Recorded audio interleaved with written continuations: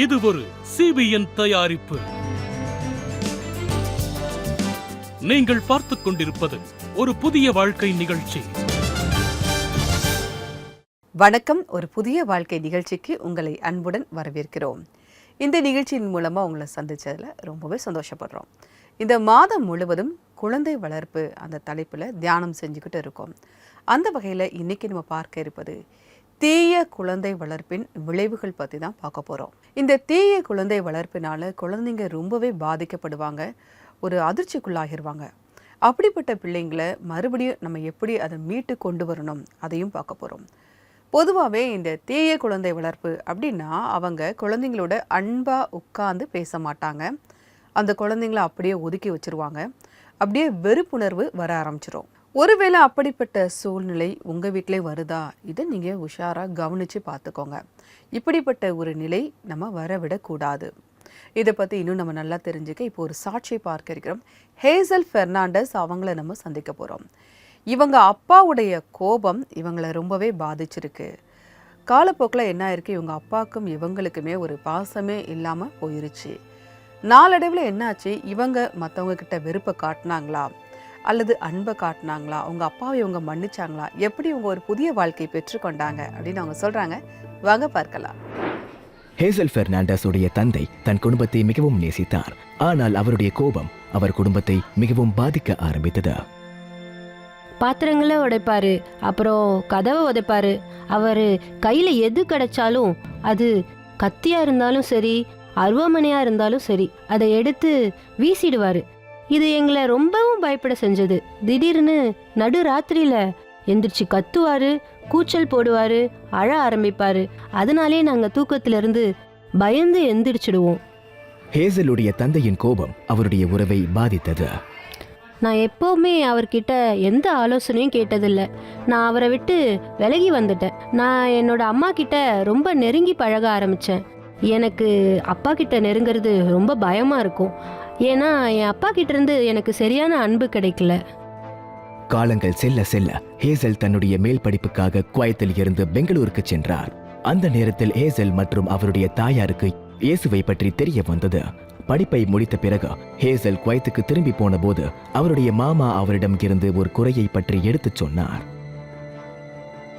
எனக்கு சீக்கிரம் கோவம் வந்துடும். எதுக்கு எடுத்தாலும் கோவப்படுவேன். யாராச்சும் என்கிட்ட ஏதாச்சும் கேட்டாலும் நான் பட்டுன்னு பதில் சொல்லிடுவேன். எனக்குள்ள நிறைய கோபம் இருந்துச்சு. எனக்கு யார்கிட்டயாச்சும் பேச பிடிக்கலன்னா அவங்க கிட்ட ஒரு வருஷம் கூட நான் பேசாம இருந்துருவேன். அவங்க மேல வெறுப்பா இருப்பேன். அதே சமயம் அந்த கோவம் குறையவே குறையாது. ஹேசலுடைய தந்தையும் இயேசு கிறிஸ்துவை ஏற்றுக்கொண்டார். ஆனால் அவருடைய கோபத்தை அவர் மரணித்த பிறகும் கூட ஹேசலால் மன்னிக்க முடியவில்லை. 2006 எங்க அப்பா இறந்துட்டாரு. ஆனால் எனக்கு என் அப்பாவை மன்னிக்கிறதுக்கு ஒரு வருஷம் ஆயிடுச்சு. அவரை மன்னிக்கணும்னு எனக்கு தோணவே இல்லை. அந்த நேரத்தில் எனக்குள்ள அவர் மேலே ரொம்ப கோபம் இருந்துச்சு. அவர் எங்கள் வாழ்க்கையில் கொஞ்சம் கூட நிம்மதியே கொடுத்ததில்லை. அதனாலேயோ என்னவோ என்னால் அதிலிருந்து சீக்கிரமாக மீண்டு வரவே முடியல. திருமணத்திற்கு பிறகு ஹேசல் நிறைய சவால்களை சந்திக்க வேண்டியிருந்தது. எனக்கு திருமணம் ஆன போது ஒரே நேரத்தில் எல்லா பிரச்சனையும் வந்துச்சு. அதாவது ஒரே நேரத்தில் நான் மனைவியாகவும் மருமகளாகவும் இருக்க வேண்டியிருந்தது. ஒரு போதகருடைய மனைவியாக இருக்க வேண்டிய மாற்றத்தை உடனே ஏற்றுக்க வேண்டிய நிலைமை எனக்கு இருந்துச்சு. எல்லாமே ஒரே நேரத்தில் நடந்துச்சு. என்னுடைய வாழ்க்கை முறையில் மாற்றம், என்னுடைய நடவடிக்கையில் மாற்றம், இது எல்லாமே இருந்தது. எனக்கு என்னுடைய குறையையும் ஏற்றுக்க வேண்டி இருந்தது. என்னுடைய மாமனாரும் மாமியாரும் நிறைய வாட்டி அவங்க பக்கத்தில் உட்கார வச்சு இதை பற்றி ஆலோசனை கொடுத்தாங்க. பைபிளை படிக்கும் போது ஹேசலுக்கு தன்னுடைய பிரச்சனைக்கான தீர்வு கிடைக்க ஆரம்பித்தது. ஆண்டவருக்கு காணிக்க செலுத்தும் போது நம்ம முதல்ல சர்ச்சையை தீர்க்கணும்னு தான் தேவன் சொல்றாரு. அதுக்கப்புறம் தான் அவருக்கு காணிக்க செலுத்தணும். அதனால எல்லா விஷயங்களையும் நான் சரி செய்ய வேண்டி இருந்தது. நான் என்னுடைய தந்தையை மன்னிக்க கூடிய நிலைக்கு வந்துட்டேன். என்னுடைய வாழ்க்கையில எனக்கு கிடைச்ச சமாதானமானது எனக்கு ஒரு புதிய அனுபவமா இருந்தது. இயேசு கிறிஸ்துவின் உதவியா ஹேசல் தன்னுடைய சுபாவத்தை மாற்றிக்கொண்டார். அதை அவரால் நன்கு உணர முடிந்தது. நான் ஏதாச்சும் பேசுறதுக்கு முன்னாடி நிறைய யோசிப்பேன். யாருக்காச்சும் ஏதாச்சும் ஆலோசனை சொல்றதா இருந்தா நான் ரொம்ப ஜாக்கிரதையா இருக்க வேண்டி இருந்துச்சு. நான் உண்மையிலே தேவன் கிட்ட உதவி கேட்டேன். அவரும் உண்மையிலே எனக்கு உதவி செஞ்சாரு. பல வருடங்கள் அனுபவத்திற்கு பிறகு ஹேசல் தன்னுடைய பள்ளியில் படிக்கும் குழந்தைகளின் பெற்றோருக்கும் அவர் உதவி செய்தார். நான் எல்லா பெற்றோருக்கும் ஒரு விஷயத்தை தான் சொல்லுவேன். உங்கள் குழந்தைகளை ரொம்ப நேசிக்கணும், அது ரொம்ப அவசியமானது. நீங்கள் குழந்தைங்க முன்னால் சண்டை போடக்கூடாது. அந்த சண்டை தன்னால் தான் ஏற்பட்டுச்சுன்னு அந்த குழந்தை எப்பவுமே யோசிக்கும். இதையெல்லாம் செய்யக்கூடாது. நீங்கள் உங்கள் குழந்தைங்களை அதிகமாக நேசிக்கணும். ஏன்னா குழந்தைங்களுக்கு அவங்களோட பெற்றோருடைய பாசம் ரொம்ப அவசியம். அந்த பாசம் மட்டும் குழந்தைங்களுக்கு அவங்க பெற்றோர்கிட்ட இருந்து கிடைக்காம போயிடுச்சுன்னா அவங்க வாழ்க்கை எந்த திசையில வேணாலும் போகிறதுக்கு வாய்ப்பு இருக்கு. அதனால பெற்றோர்களுடைய பாசம் குழந்தைகளுக்கு ரொம்ப அவசியம். இன்றைக்கு ஹேசல் இயேசு கிறிஸ்துவின் அன்புக்காகவும் அனுகிரகத்திற்காகவும் நன்றி சொல்கிறார். நான் தேவனுக்கு ரொம்ப நன்றி சொல்றேன். அவருடைய உதவியை நான் எப்பவுமே மறக்க மாட்டேன். அவருடைய அன்பு எனக்கு கிடைச்சது. அது எனக்கு பெரிய வலிமையா இருந்துச்சு. எல்லா விஷயத்திலையும் எல்லா நிலையிலையும் அவர் என்ன மாத்தினாரு. நான் நம்பிக்கை இழக்கும் சமயத்துல எல்லாம் தேவனுடைய அன்பு எப்பவுமே என் மேல இருக்கிறத என்னால உணர முடிஞ்சது. தேவனுடைய அன்பை விட்டு உங்களை எந்த ஒரு விஷயத்தாலையும் விலக்கி வைக்க முடியாது. அதனால நீங்க அவர் மேல எப்பவுமே நம்பிக்கையோட இருக்கலாம். நன்றி ஹேசல், உங்களுடைய சாட்சிக்காக மிக்க நன்றி. தேவனுடைய அன்பை நம்மக்கிட்ட இருந்து யாராலும் எடுத்துக்க முடியாது. இன்னைக்கு அவங்க அப்பாவை அவங்க மன்னிச்சிருக்காங்க. தேவனுடைய அன்பை இவங்க புரிஞ்சிருக்காங்க. ஒருவேளை சின்ன வயசுல நீங்களும் கூட இப்படிப்பட்ட ஒரு சூழ்நிலையில வளர்க்கப்பட்டிருக்கலாம். இப்படி ஒரு கசப்பான அனுபவம் உங்களுக்குள்ளேயும் இருக்கலாம். ஆனால் மனம் தளர்ந்து போயிடாதீங்க. தேவனால கூடாத காரியம் எதுவும் இல்லை. தேவனுடைய அன்பால் எல்லாமே மாறும். இப்போ நான் உங்களுக்காக பைபிளிலிருந்து ஒரு வசனத்தை வாசிக்கிறேன். ரோமர் 12ஆம் அதிகாரம் 17-18 வசனங்கள். ஒருவனுக்கும் தீமைக்கு தீமை செய்யாதிருங்கள். எல்லா மனுஷருக்கு முன்பாகவும் யோக்கியமானவைகளை செய்ய நாடுங்கள். கூடுமானால் உங்களால் ஆன மட்டும் எல்லா மனுஷரோடும் சமாதானமாயிருங்கள். பவுல் ரோம திருச்சபைக்கு எழுதும் போது இப்படி எழுதியிருக்காரு. அதாவது யோக்கியமானதை செய்யுங்கள். மற்றவருடைய பார்வைக்கு எது நல்லதா இருக்கோ அதை நம்ம செய்யணும் அப்படிங்கிறத இந்த வசனம் நமக்கு கற்றுக் கொடுக்குது. அதாவது நம்ம குழந்தைங்களை நம்ம அடக்கி வைக்கணும்னு நினைப்போம். அவங்க மேலே நம்ம ரொம்ப கோபமாக நடந்துக்கிடுவோம். அது என்ன ஆகும், காலப்போக்கில் உங்கள் குழந்தைங்க கிட்ட ஒரு வெறுப்பை உண்டாக்கிறோம். அது உங்களுக்குள்ள அந்த பாசத்தை படிப்படியாக குறைச்சி வெறுப்பை உண்டாக்கிறோம். மற்றவருடைய பார்வைக்கு நம்ம எது சரியா இருக்கோ அதை செய்யணும். தீமைக்கு தீமை செய்யக்கூடாது. இப்போ உங்க குழந்தைங்க உங்ககிட்ட கோபமா பேசுறாங்க அப்படின்னா நீங்க திரும்ப அதே கோபத்தை காட்டக்கூடாது. தீமைக்கு தீமை செய்யாதிருங்கள், தீமைக்கு நன்மை செய்யுங்கள். உங்க குழந்தைங்க ஏதோ வித்தியாசமா உங்களுக்கு பிடிக்காத ஒரு செயல் செய்யறாங்க அப்படின்னா அந்த தீமைக்கு நீங்க பதில் தீமையை செய்யாதீங்க. உங்களுடைய நன்மையினால அதை நீங்க ஜெயிச்சிருங்க. ஒருவேளை அது உங்களுக்கு ரொம்ப கஷ்டமா இருக்கு, என்னால் அது முடியவே இல்லைங்க அப்படின்னு நினைக்கிறீங்களா? உங்களுக்கு ஒரு ஜெப உதவி தேவையா? நீங்க எங்களுடைய ஆல் இண்டியா பிரேயர் லைனுக்கு கால் பண்ணலாம். எங்களுடைய நம்பர் 9940401010. இந்த நம்பருக்கு நீங்க வாட்ஸ்அப்பும் அனுப்பலாம். உங்களுக்காக ஜெபிக்க நாங்கள் தயாராக காத்துக்கிட்டு இருக்கோம். நம்முடைய நிகழ்ச்சியில் இப்போது வருவது ஒரு சிறிய இடைவேளை. இடைவேளைக்கு பிறகு குழந்தை வளர்ப்பு பற்றி ஒரு எழுத்தாளர் எழுதியிருக்கக்கூடிய புத்தகத்தை பற்றி பார்க்க போகிறோம். இடைவேளைக்கு பிறகு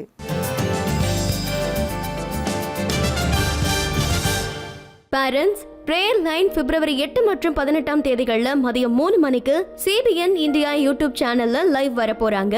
அதனால நீங்க உங்க குழந்தைங்களோட இதுல கண்டிப்பா கலந்துக்கோங்க. குழந்தைங்கள்லாம் தேவன் கிட்ட இருந்து நமக்கு கிடைச்ச பரிசு. அதனால அவங்களுக்காக கவலைப்படாம ஜெபம் பண்ணுங்க.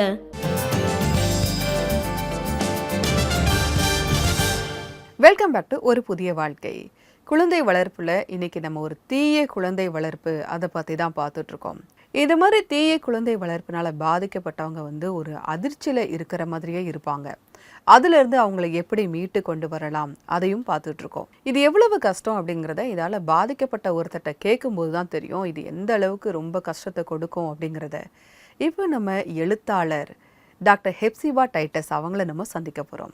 இவங்க ஒரு புத்தகம் எழுதியிருக்காங்க. அதாவது குழந்தைங்களை நம்ம எப்படி சந்தோஷமாக வச்சுக்கிடலாம் அப்படிங்கிறதுக்காக ஒரு புத்தகத்தை எழுதியிருக்காங்க. இப்போ நம்ம இவங்களை சந்திக்க போகிறோம். இவங்களுடைய அனுபவத்தை பற்றியும் இந்த நூல் பற்றியும் நம்ம கூட அவங்க சொல்கிறாங்க. வாங்க பார்க்கலாம்.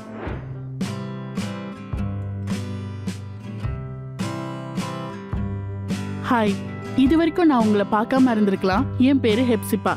புதிய புதிய விஷயங்களை செய்யறது எனக்கு ரொம்ப பிடிக்கும். என் குடும்பத்துல மொத்தம் 4 பேர். எனக்கு 2 பெண் குழந்தைங்க இருக்காங்க. குழந்தைங்களை எப்படி மகிழ்ச்சி ஆக்கணும் அப்படின்னு என்னோட முதல் புத்தகம் வெளியாகிருக்கு. இந்த புத்தகம் குழந்தை வளர்ப்பை பத்தி விளக்கக்கூடிய ஒரு புத்தகமாகும்.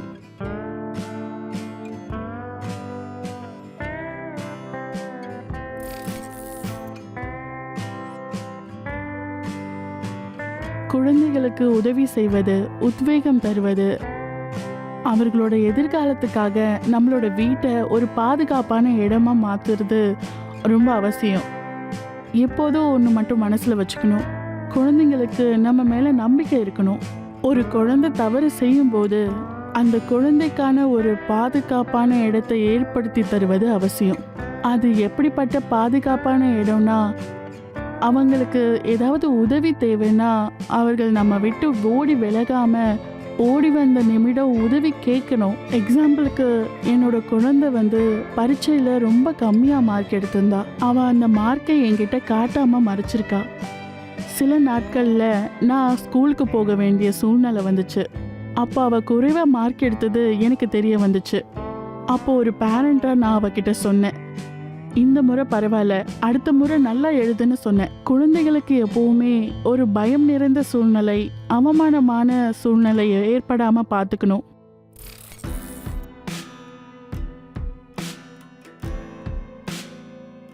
குழந்தைகளுடைய ஒவ்வொரு பிரச்சனைக்கான தேவை ஒவ்வொரு விதமாக தான் இருக்கும். சின்ன குழந்தைங்களுக்கு வேறு மாதிரி இருக்கும், வயதுக்கு வந்த குழந்தைகளுக்கு வேறு மாதிரி, இளைஞர்களுக்கு வேறு மாதிரி இருக்கும். எல்லாருக்கும் இந்த ஒரே சித்தாந்தம் தான். நான் என்னோட புத்தகத்தில் ஒரு டெக்னிக் சொல்லியிருக்கேன். அது சோடாஸ் டெக்னிக் அப்படின்னு சொல்லுவாங்க.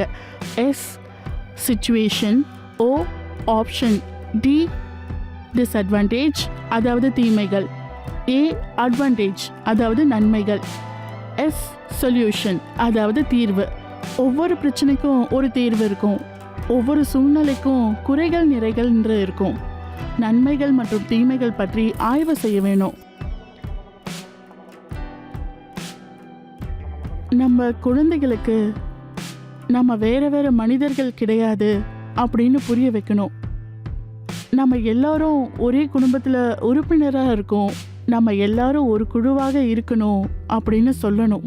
குழந்தைகள் யாரையாவது மரியாதை குறைவாக நடத்தினா நாம் அவர்களை திருத்தணும், நாம் அவர்களை தடுக்க வேணும், அவர்களுக்கு எல்லைகளை வகுத்து தர வேண்டும். குழந்தைகளுக்காக பெற்றோர்கள் இந்த விஷயத்தில் ஒரு முக்கியமான பங்கை ஆற்ற வேண்டும். ஒருவர் மற்றவர்களை மதிக்க கற்றுக் கொடுக்க வேண்டும். அவர்கள் தங்களுடைய குழந்தைகளையும் மதிக்க வேண்டும். நீங்கள் எப்போதும் உங்களுடைய குழந்தைகளை அடக்கி திருத்த முயற்சி செய்யாதீர்கள். அவர்களை அவமானப்படுத்தக்கூடாது. அவர்களுடைய பிரச்சனைகளை புரிந்து கொண்டு அவர்களுக்கான தீர்வை கொடுக்க வேண்டும். பிரச்சனைகளுக்கான வேர் எங்கிருக்கிறதோ அதுவரை செல்லுங்கள். அவர்கள் தங்களுடைய பிரச்சனைகளில் இருந்து வெளியே வருவதற்கான உதவி செய்யுங்கள். இப்போ குழந்தை வளர்ப்பு பத்தி பேசிட்டு இருக்கோம். நான் பைபிள் நீதிமொழிகள் வசனத்தை உங்களுக்காக படிக்க விரும்புறேன். பிள்ளையானவன் நடக்க வேண்டிய வழியிலே அவனை நடத்து, அவன் முதிர் வயதிலும் அவன் விடாதிருப்பான். முடிவாக நான் ஒவ்வொரு பெற்றோர்களுக்கும் ஒரு விஷயத்த சொல்ல விரும்புறேன். நீங்க உங்களோட குழந்தைங்களுக்கு ஒரு நல்ல சிறந்த பரிசை கொடுக்கணும். அது என்னன்னா சந்தோஷம். தங்களுடைய வாழ்க்கையில சந்தோஷமாக இருப்பதற்கு அவர்களுக்கு கற்றுக் கொடுங்க, எல்லா சிச்சுவேஷன்லயும். நன்றி டாக்டர் ஹெப்சிபா. ரொம்ப எளிமையாக அழகாக குழந்தை வளர்ப்பு பற்றி சொன்னீங்க. பார்த்துட்டு இருக்கவங்களுக்கு இது ஒரு நிச்சயமாக ஒரு உத்வேகத்தை கொடுத்துருக்கும் அப்படி நாங்கள் கர்த்தருக்குள்ளே விசுவாசிக்கிறோம். தேவன் உங்களை மேன்மேலும் ஆசீர்வதிப்பாராக. டாக்டர் ஹெப்சிபாவுடைய சாட்சியை நீங்கள் மறுபடியும் பார்க்கணும், உங்கள் நண்பர்களுக்கு நீங்கள் ஷேர் பண்ணணும் அப்படின்னா சிபிஎன் இந்தியா யூடியூப் சேனலை பாருங்கள். அங்கே இதே மாதிரி நிறைய சாட்சிகள் இருக்குது, மெசேஜஸ் இருக்குது. அதை நீங்கள் மறுபடியும் பார்க்கலாம், உங்கள் நண்பர்களுக்கும் நீங்கள் ஷேர் பண்ணலாம். நம்முடைய நிகழ்ச்சியில் இப்போது வருவது ஒரு சிறிய இடைவேளை. இடைவேளைக்கு பிறகு நம்ம ஜெபம் செய்ய இருக்கிறோம். இடைவேளைக்கு பிறகு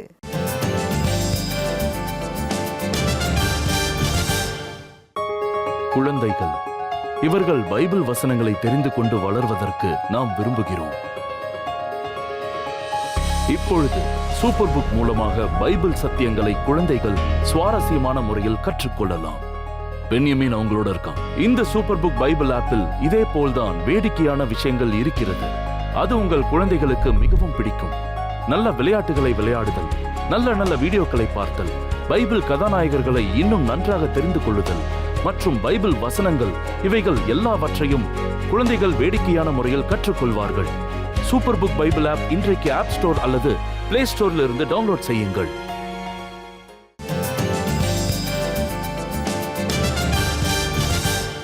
வெல்கம் பேக் டு ஒரு புதிய வாழ்க்கை. குழந்தை வளர்ப்பு தொடரில் இன்னைக்கு நம்ம மோசமான குழந்தை வளர்ப்பினால் வரக்கூடிய பின் விளைவுகளை பற்றி பார்த்துட்ருக்கோம். இப்போ நான் உங்களுக்காக ஜெபிக்க போறேன். யாராவது இதே மாதிரி ஒரு மோசமான குழந்தை வளர்ப்புல யாராவது இருக்காங்க அப்படின்னா அவங்களுக்காகவும், அதனால பாதிக்கப்பட்ட குழந்தைங்களுக்காகவும் இப்போ நான் ஜெபிக்க போறேன். நீங்க என் கூட சேர்ந்து ஜெபிக்கலாம். அன்புள்ள ஆண்டவரே, இந்த நேரத்திற்காக நன்றியோடு உம்மை துதிக்கிறோம் அப்பா. இந்த நேரத்தில் ஜெபித்து கொண்டிருக்கிற ஒவ்வொருவரையும் கண்ணோக்கி பாரும் கர்த்தாவே. அப்பா, எங்களுடைய குழந்தை வளர்ப்புல நாங்கள் நல்ல முறையில் குழந்தையை வளர்க்க நீங்க உதவி செய்யுங்கப்பா. நாங்கள் எங்கள் குழந்தைங்க கிட்ட அன்பா இருக்க நீங்க உதவி செய்யுங்கப்பா. எந்த காரணத்தை கொண்டும் ஒரு வெறுப்போ கோபமோ வராதபடிக்கு நீங்க பாதுகாத்து கொள்ளுங்க சுவாமி. அப்பா, இந்த தீய குழந்தை வளர்ப்பு எங்களுக்குள்ள வராம இருக்க நீங்க உதவி செய்யுங்கப்பா. அப்பா, தீமையை நன்மையால் ஜெயிக்க நீங்க எங்களுக்கு உதவி செய்யுங்கப்பா. நாங்கள் எங்கள் பிள்ளைங்க கிட்ட கடுமையாக நடந்துக்க கூடாது. நாங்கள் அன்போடு நடந்துக்க, அன்போடு அந்த பிள்ளைங்களை நல்ல வழியில கொண்டு வர நீங்க எங்களுக்கு உதவி செய்யுங்கப்பா. அப்பா, உங்க உதவினால தான் எங்களால் வளர்க்க முடியும்ப்பா. அந்த ஞானத்தை நீங்க எங்களுக்கு தாங்க சுவாமி. அப்பா, எங்கள் பிள்ளைங்க நல்ல ஞானத்தில் சிறந்து விளங்க உதவி செய்யுங்க. பாதுகாப்பை கட்டளையிடுங்க. கல்வியில் சிறந்து விளங்கணும். போக்கையும் வரத்தையும் கூட ஆசீர்வதித்து தாங்க கர்த்தாவே. எப்போதுமே எங்கள் குழந்தைங்க கூட உங்க கிருபை சூழ்ந்து கொள்ளட்டும். மீட்பர் இயேசுவின் மூலமாய் ஜெபம் கேளும் பரமபிதாவே. ஆமேன், ஆமேன். தேவனுடைய வல்லமையினால உங்க குழந்தைய நல்லபடியா நீங்க வளர்க்கணும். இப்ப இன்றைக்கான பிரேயர் டிப் என்ன அப்படிங்கறத பார்க்கலாம்.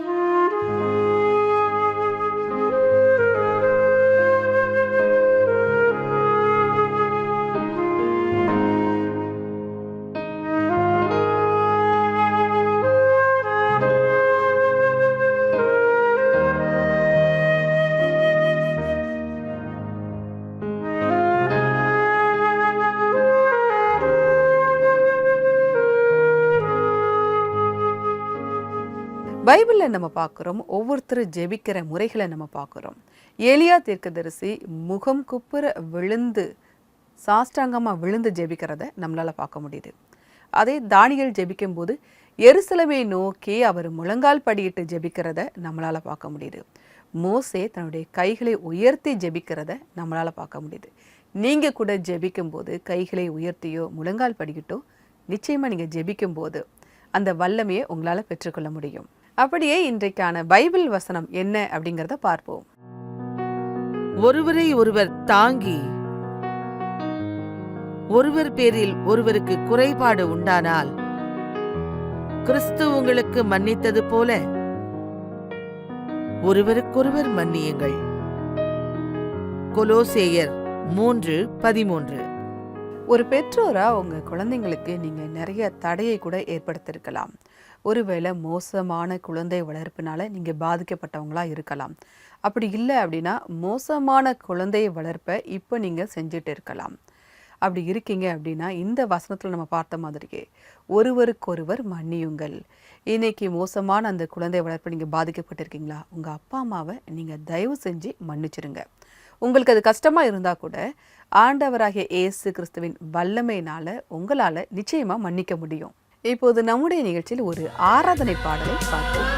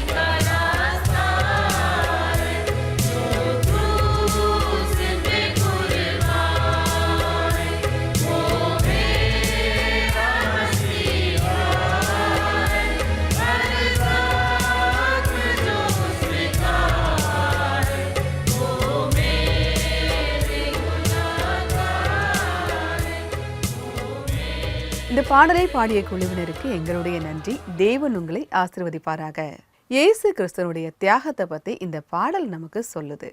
பாவிகளாக இருந்த நம்மை தேவன் மன்னித்தார். நாமும் கூட நம்ம குடும்பத்தில் யாராவது ஒருத்தங்க வெறுப்பை ஏற்படுத்துகிறாங்க அப்படின்னா நிச்சயமாக நாமும் கூட மன்னிக்க வேண்டும். இது போன்ற பாடல்கள், சாட்சிகள் உங்ககிட்டயும் இருக்குதுன்னா நீங்கள் எங்களுக்கு வழங்கலாம். அதுக்கு நீங்கள் எங்களுடைய வெப்சைட்டை விசிட் பண்ணுங்கள். எங்களுடைய வெப்சைட் www.cbnindia.org/give-to-cbn. உங்கள் நன்கொடைகளையும் நீங்கள் அனுப்பலாம். இதன் மூலமாக அநேக மக்கள் ஆசீர்வாதம் பெற அது உதவியாக இருக்கும். நிகழ்ச்சியுடைய நிறைவு பகுதிக்கு வந்துட்டோம். இன்றைக்கான நிகழ்ச்சி உங்களுக்கு ஆசீர்வாதமாக இருந்திருக்கும் அப்படின்னு நாங்கள் கர்த்தருக்குள்ள விசுவாசிக்கிறோம். நான் வேறொரு எபிசோடில் உங்களை சந்திக்கிறேன். அதுவரை கர்த்தருடைய கிருபை உங்கள் அனைவரோடும் கூட இருப்பதாக. God bless you.